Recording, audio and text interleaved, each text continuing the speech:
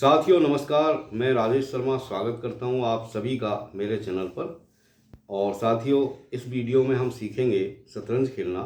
तो यहाँ सबसे पहले हम शुरुआत करते हैं कि शतरंज का एक परिचय हम यहाँ पर ले लेते हैं कि शतरंज वास्तव में कैसा खेल है। तो प्यारे साथियों, शतरंज का जो खेल होता है वो एक रणनीतिक कौशल का सबसे रोमांचक और चुनौतीपूर्ण खेल है। यह शुद्ध रूप से बुद्धि और कौशल का खेल है। ये जो शतरंज का खेल होता है ये कोई भाग्य का खेल नहीं होता। इसमें पूरे जो डायस होता है, जो बोर्ड होता है, उसमें 64 खाने होते हैं। दोनों तरफ 16-16 गोटियाँ होती है, यानी दो खिलाड़ियों के पास 16-16 गोटियाँ होती है। और दोनों सेनाओं का प्रयास प्रतिद्वंदी के राजा को बंदी बनाने के लिए स्ट्रेटेजी बनाई जाती है, यानी एक रणनीति बनाई जाती है कि किस तरह विरोधी राजा को कब्जे में लिया जाए। शतरंज में किसी को मात देने के लिए आपको मानसिक एकाग्रता की सभी शक्तियों की आवश्यकता होती है। शतरंज खेलना आसान है, यानी ये कोई मुश्किल खेल नहीं है। इसी वीडियो से आप शतरंज खेलना सीख जाओगे, ऐसा मेरा विश्वास है। ये जो खेल होता है ये दो खिलाड़ियों के बीच में खेला जाता है। यह एक प्रकार से दो राजाओं और उनकी सेना के बीच युद्ध के रूप में खेला जाता है। एक सेना का रंग सफ़ेद होता है तथा दूसरी सेना का रंग काला होता है। जैसा कि आप देख रहे हैं, ये जो सेना सामने है ये काले कलर की है और ये वाइट कलर की है। इसी तरह शतरंज के जो चौखाने होते हैं उसमें भी वाइट और ब्लैक के ही चौखाने होते हैं। दोनों खिलाड़ियों के पास 16-16 गोटियाँ होती है। उनमें 8 सैनिक,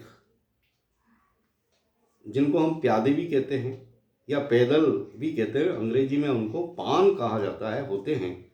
और इसी के साथ सेना के अंदर 2 हाथी होते हैं, 2 घोड़े होते हैं, 2 ऊंट होते हैं, एक राजा और एक रानी या वजीर होता है। अब सबसे पहले हम इन मोहरों का परिचय प्राप्त करेंगे। तो साथियों, ये जो सामने 8 मोहरे रखे हुए हैं इनको हम प्यादे या पैदल भी कहते हैं। और हर खिलाड़ी के पास ये 8-8 प्यादे होते हैं, यानी 8 ही सफ़ेद और 8 ही ब्लैक। इनको अंग्रेजी में पॉन भी कहा जाता है। ये पॉन कहलाती है, हिंदी में हम इसको पैदल बोलते हैं। तो साथियों, पीछे ये जो सेना बैठी हुई है तो इसमें ये राजा होता है, ये इसका किंग है और सारी लड़ाई इस राजा को लेकर के ही है। यानी राजा जो है वो अपनी सेना के साथ दूसरे प्रतिद्वंदी के राजा को कब्जे में करने की कोशिश करता है। और जब कब्जे में कर लेता है तो उसे हम कहते हैं शह और मात, यानी एक साथ ही चेकमेट जिसे हम कहते हैं। तो वो इसमें अंतिम कड़ी होती है और दूसरा खिलाड़ी उसमें हार जाता है। प्यारे साथियों, इस मोहरे का नाम है क्वीन और हिंदी में हम इसको वजीर कहते हैं। ये सबसे महत्वपूर्ण प्यादा होता है। और देखिए, ये प्यारे साथियों, इसको हम ऊंट कहते हैं। ऐसा जैसा सफ़ेद वाला है वैसा ही ब्लैक वाला भी है और अंग्रेजी में इसको बिशप कहा जाता है। प्यारे साथियों, ये घोड़ा है और इस घोड़े को अंग्रेजी में नाइट कहते हैं। और प्यारे साथियों, ये हाथी है और इस हाथी को अंग्रेजी में रूक कहा जाता है। अब हम सीखेंगे इनकी चाल, यानी कैसे पैदल की क्या चाल होती है, रूक यानी हाथी की चाल कैसी होती है, घोड़े की कैसी होती है, ऊंट की कैसी होती है, वजीर या रानी की चाल कैसी होती है। तो यहाँ हम इनकी चालों के बारे में भी सीखेंगे साथियों। ये पैदल है। पैदल पहली चाल में एक घर या 2 घर आगे बढ़ सकती है। जैसे आप चाहें तो, यानी खिलाड़ी जैसा भी चाहे अपनी सुविधा के अनुसार उसे चाहे तो 1 कदम आगे बढ़ा सकता है या 2 कदम भी एक साथ आगे बढ़ा सकता है। और यदि ये पैदल चलती चलती अंतिम खाने में पहुंच जाए तो ये अंतिम खाने में पहुंच करके किसी भी मोहरे के रूप में परिवर्तित हो जाती है। चाहे ये वजीर बनना चाहे तो वजीर बन जाती है, हाथी बनना चाहे तो हाथी बन जाती है, ऊंट बनना चाहे तो ऊंट और घोड़ा बनना चाहे तो घोड़ा भी बन जाती है। इसके अलावा पैदल पहली चाल में 2 घर चल सकती है, उसके बाद में एक ही घर चलती है, और जब भी ये चलती है तो हमेशा आगे ही चलती है, ये पीछे लौट के नहीं आती, और ये हमेशा तिरछी मारती है ऐसे। जैसे ये पैदल यहाँ पर खड़ी हुई है, मान लो विपक्षी की पैदल यहाँ पर रखी हुई है, तो ये पैदल इनको मार सकती है। पैदल ही नहीं बल्कि यदि विपक्षी का कोई ऊँट भी यहाँ पर रखा हुआ है तो ये पैदल इस ऊँट को भी मार सकती है। ये चाहे तो वजीर को भी मार सकती है, यानी वजीर भी यदि इसकी रेंज में आ रहा है तो ये वजीर को भी मार देगी। ये पीछे नहीं हटती। और साथियों, ये है रूख। ये रूख हमेशा, ये जो फाइल होती है, यानी मैं बोर्ड की जो पोजीशन है, इसमें क्या है कि ये जो चौखाने और इसमें जो समानांतर रेखाएं हैं और कुछ सीधी रेखाएं हैं, और यानी इस तरह हम कह सकते हैं कि कुछ तो वर्टिकुलर लाइन होती है, कुछ हॉरिजॉन्टल होती है। तो ये जो हाथी होता है ये यानी हॉरिजॉन्टल भी चल सकता है इस तरीके से, और ये वर्टिकल भी चल सकता है। जितने खाने खाली हैं इसके सामने वहाँ तक आगे बढ़ सकता है। यानी ये आपके ऊपर है कि आप इसको कितना आगे या पीछे बढ़ाना चाहते हो। ये पीछे आगे हर तरीके से चल सकता है, और इसके सामने जो भी मोहरा आएगा उसको ये मार सकता है। जैसे वजीर यहाँ पर रखा हुआ है तो ये इस वजीर को मार सकता है, लेकिन इसके बीच में यदि कोई इसी का मोहरा आ गया तो अब ये इसका रास्ता रुक गया, अब आगे नहीं जा सकता। ये मान लीजिए पैदल यहाँ है तो ये इस पैदल को नहीं मार सकता, यानी ये छलांग नहीं लगा सकता। तो हाथी हमेशा सीधा चलता है, चाहे वो आड़ा भी चल जाता है, लेकिन ये सीधा जो है इन लाइनों के मध्य ही चलता है। जरा सा हम बोर्ड का भी परिचय कर लेते हैं, लेकिन बोर्ड का परिचय करें उससे पहले हम यहाँ पर इन चालों के बारे में समझ लेते हैं। ये घोड़ा है। घोड़ा जहाँ भी रखा होता है, जिस घर में ये रखा होता है, जिसका कलर जैसा होता है, जैसे ये घोड़ा यहाँ पर रखा हुआ है और इस खाने का जो कलर है वो वाइट कलर का है, तो ये हमेशा अपोजिट कलर में ही जाएगा। यानी वाइट कलर का घोड़ा, यानी वाइट कलर के चौखाने में रखा हुआ घोड़ा, चाहे वो काला है या सफ़ेद है उससे फ़र्क नहीं पड़ता, कलर बोर्ड का कलर देखना पड़ता है। तो ये बोर्ड का कलर यहाँ पर जिस खाने में बैठा है वो सफ़ेद है, तो ये इसके चारों ओर 8 खानों में जा सकता है और ब्लैक में ही जाएगा। यानी इसको 2.5 घर की चाल भी कहते हैं। यानी ये 2 घर सामने और फिर एक तरफ घूमता है एल आकार में, इस तरह ऐसे, और इसे हम ये जो है 8 घर ये घूम सकता है, और इसकी रेंज में जो भी मोहरा आएगा उसको ये मार सकता है। तो इस तरह घोड़ा 2.5 घर चलता है, ऐसे ऐसे, यहाँ से यहाँ भी आ सकता है, यहाँ से यहाँ भी आ सकता है। तो घोड़ा हमेशा 2.5 घर चलता है। ये किसी भी मोहरे को छलांग लगा के उसके ऊपर होके जा सकता है। जैसे यहाँ खड़ा हुआ है तो ये यहाँ पर आ सकता है।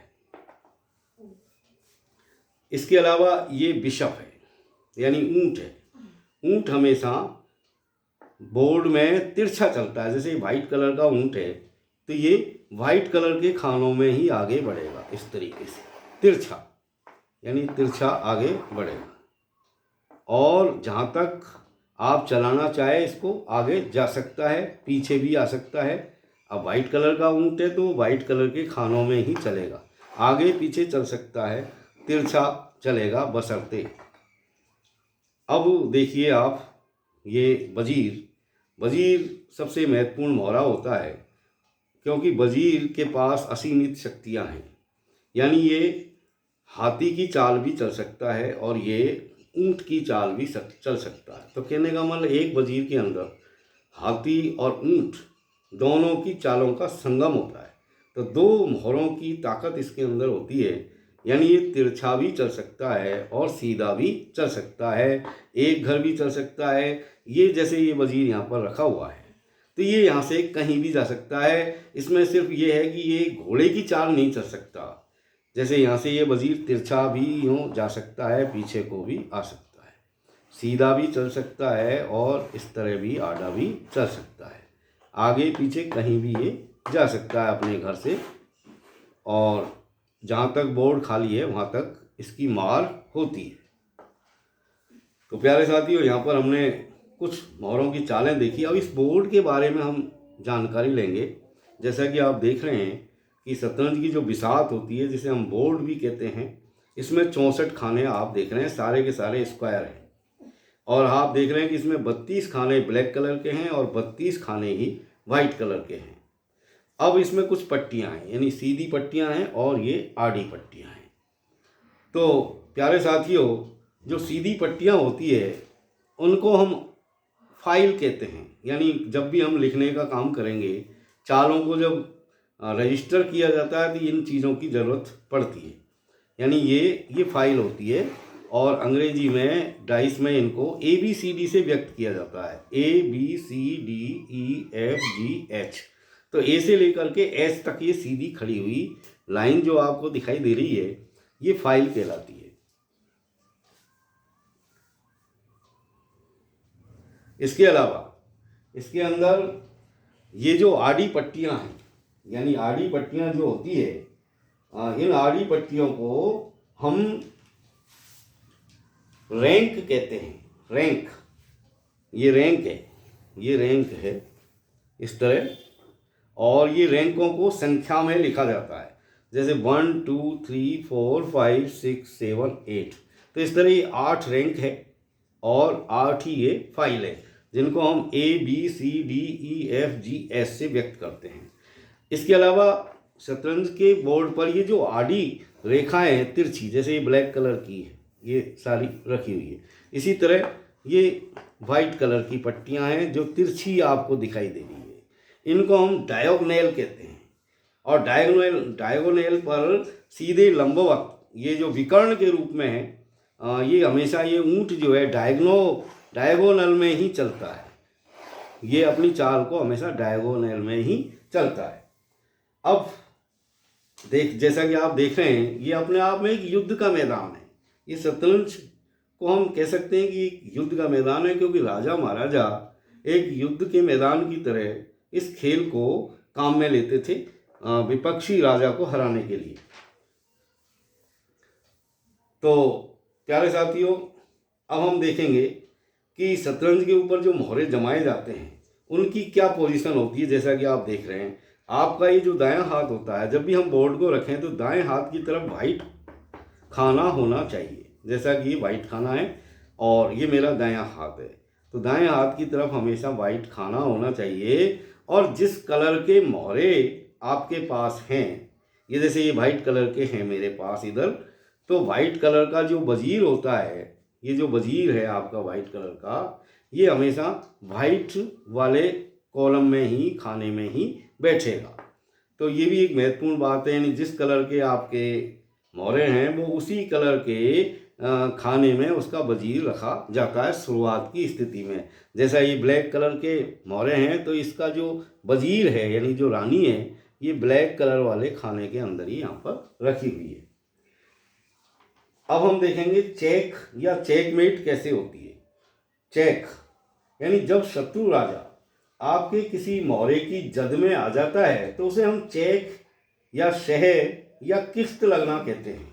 जैसे मान लीजिए कि ये राजा है, अब ये राजा के सामने ये पैदल इसने शायद आगे चल दी और यहाँ पर मेरा इस तरह इस खिलाड़ी का कोई ऊंट यहाँ पर है, तो ये यहाँ से चल के यहाँ पर आ गया। तो अब ये जो राजा है विपक्षी खिलाड़ी का, वो इसकी जद में आ गया, मार में आ गया, रेंज में, यानी ये ऊंट इसको मार सकता है राजा को।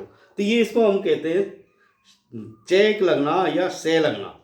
अब इसको यदि ये बच जाता है राजा, मान लो ये पैदल इसने आगे बढ़ दी तो ये बच गया, लेकिन मान लो ऐसी पोजीशन आ जाए कि ये बच नहीं पाए, यानी इसको कोई घर नहीं मिले बचने के लिए, तो उसको कहते हैं चेकमेट। अब मान लीजिए कि इसके पास ये पैदल है और ये बचने की भी पोजीशन में यहाँ पर दिखाई दे रहा है, तो मान लीजिए कि मेरा घोड़ा यहाँ पर पहले से ही मौजूद है और ये बचने के लिए मान लीजिए इस पैदल को आगे बढ़ाता है। ये इस तरह ये पैदल है और ये मैं एक मोहरा और यहाँ पर रख लेता हूँ। जैसे मैंने ये जो है मेरा वजीर यहाँ पर और निकाल लिया और ये घोड़ा भी यहाँ पर रखा हुआ है। मान लीजिए ये पैदल को आगे बढ़ता है तो मैं इसको फिर ऊँट से मार दूंगा। अभी भी ये इनके पास पैदल है, अभी भी पैदल है। इस पैदल से इन्होंने ऊँट को मार लिया और अब मैं इसको वजीर से मार दूंगा। अब इस बादशाह के पास, यानी जो राजा है, उसके पास अब बचने को कोई घर नहीं है, यानी ये कहीं जा नहीं सकता, यहाँ नहीं आ सकता, क्योंकि ये जो है इस वजीर की मार में आ रहा है, उसकी जद में आ रहा है। तो ये चेक मेट हो गई, मतलब मात हो गई। तो मात लगना उसे कहते हैं जब राजा को बचने की कहीं कोई जगह नहीं हो। तो ऐसी कंडीशन जब आ जाए शतरंज में तो उसे कहा जाता है चेकमेट। और राजा यदि चेक लगने पर बच जाए तो वो कंडीशन कहलाती है चेक या शह या किस्त लगना।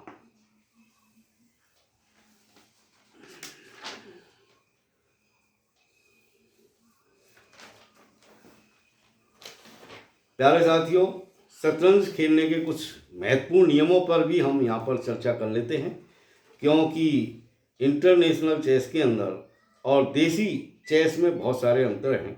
तो मैं यहाँ पर आपको इंटरनेशनल चेस के नियम बता रहा हूँ, जो आप कहीं भी जाकर के शतरंज खेलेंगे तो आपको परेशानी नहीं होगी। तो शतरंज के जो महत्वपूर्ण नियम है वो इस तरह है कि जैसे प्यादे, जैसा कि मैंने आपको पहले बताया कि प्यादे अपनी पहली चाल में 1 या 2 चाल चल सकते हैं, पीछे कभी नहीं हटते, और ये तिरछे मारते हैं दोनों तरफ, यानी प्यादा जो है हमेशा तिरछा मारता है।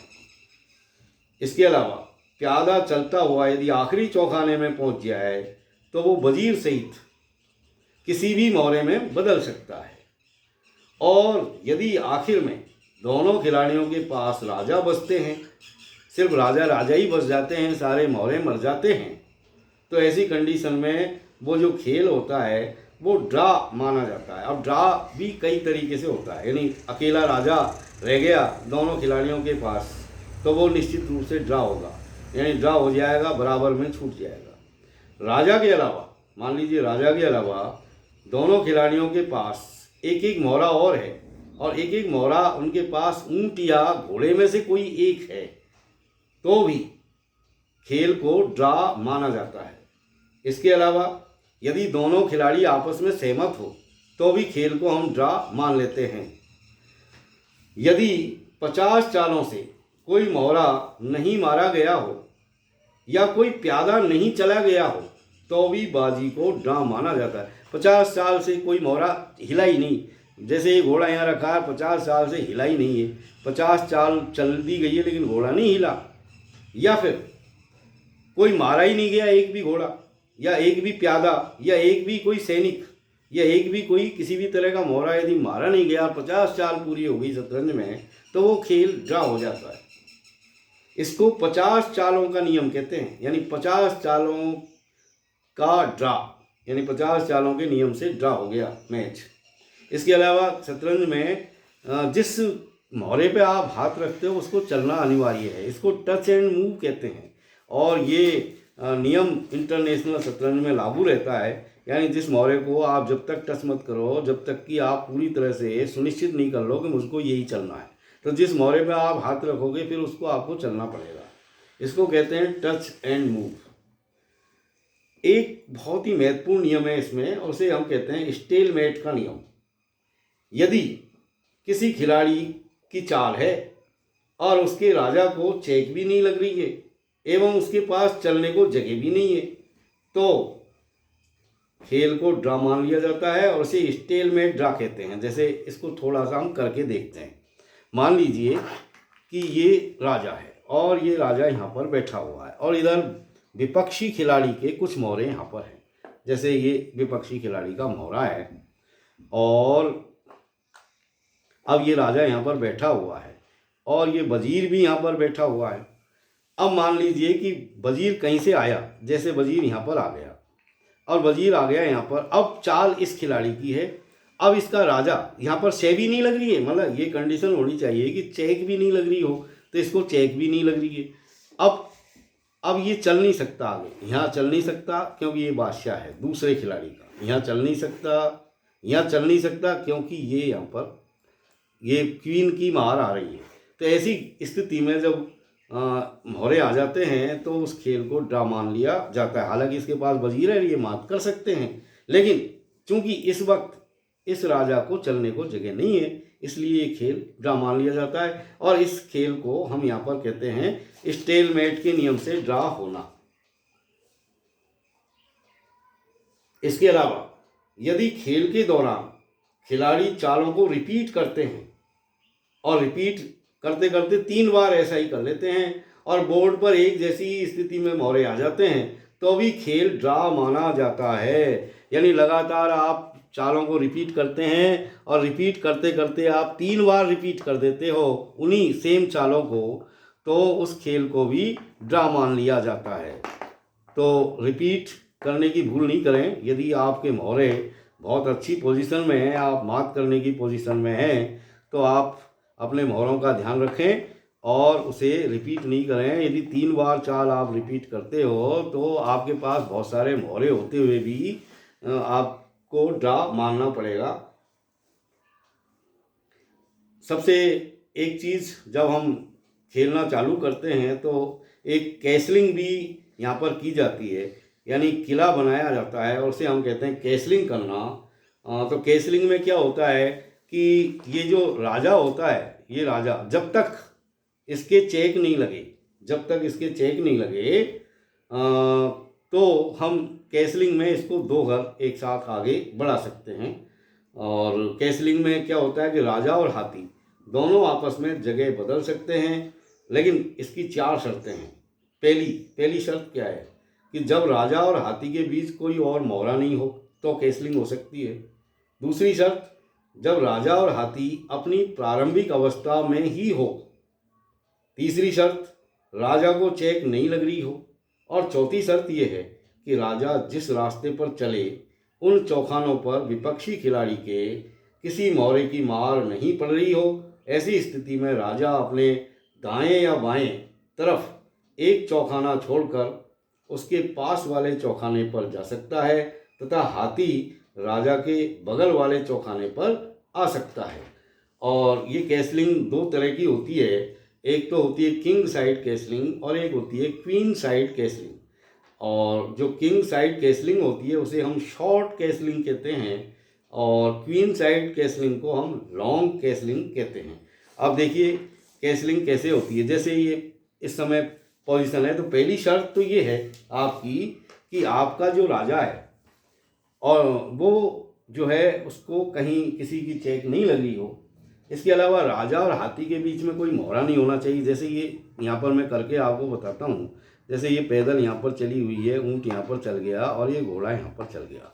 अब ये राजा है और यहाँ पर ये हाथी है, तो ये आपस में इस तरह जगह बदल सकते हैं क्योंकि मोहरा यहाँ कोई भी नहीं है। तो ये 2 घर इधर आ जाएगा और 2 घर हाथी इधर आ जाएगा। अब ये इसको क्योंकि ये इधर जहाँ राजा था उस साइड में हुई है, इसलिए हम इसको कहेंगे किंग साइड कैसलिंग। यानी इसको हम किंग साइड कैसलिंग कहेंगे क्योंकि यहाँ पर जो है ज़्यादा इनको जाना नहीं पड़ा, मतलब काफ़ी एक घर का फ़ायदा हो गया है, इसलिए शॉर्ट कैसलिंग कहलाती है।